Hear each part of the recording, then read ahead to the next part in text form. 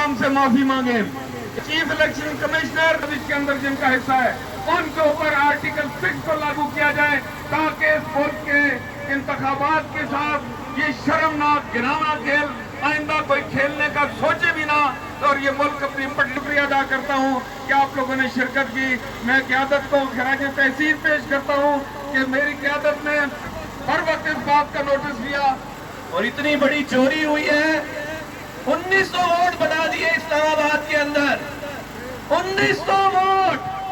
आप अभी तक जो है वो आवाज सही नहीं आ रही। वोट चोर कौन है?